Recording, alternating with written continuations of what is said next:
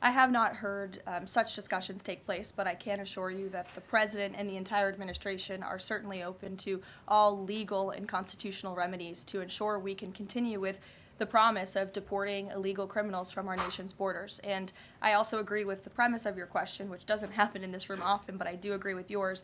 It is absurd that the previous administration was allowed to allow 15 million, that we know about, illegal aliens into this country with very little pushback from our judicial branch.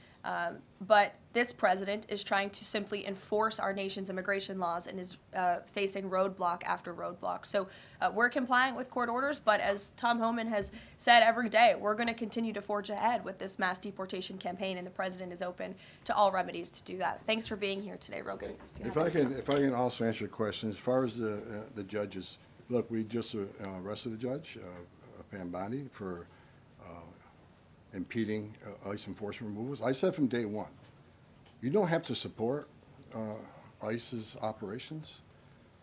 You can support sanctuary cities if that's what you desire to do. Sanctuary cities can stand aside and watch ICE keep their communities safe, because any public official, whether you're mayor, city councilman, or governor, their number one responsibility is protection of communities. And ICE has been clear, we're targeting public safety threats and national security threats. I can't believe there's any elected official, and especially a judge, that doesn't believe we should be doing that, and they should be helping us.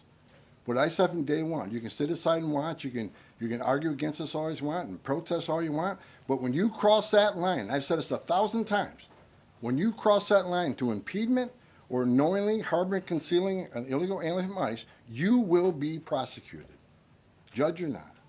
And as far as releasing so many people, you know why the Biden administration released millions of people in the United States? No one ever talks about it. I'll talk about it. Why did they release people into the interior of the United States and put them, rather than put them into an ICE bed? Why not put them in an empty ICE bed at $127 a night rather than in a hotel room at $500 a night? They did it on purpose, because when you put them in an ICE detention bed, they get a hearing in 35 days. Court records show 9 out of 10 people claim asylum, get order removal, they're gone.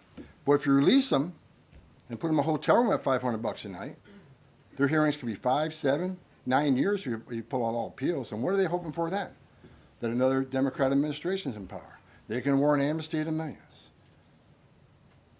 This is about selling this country out for future political power.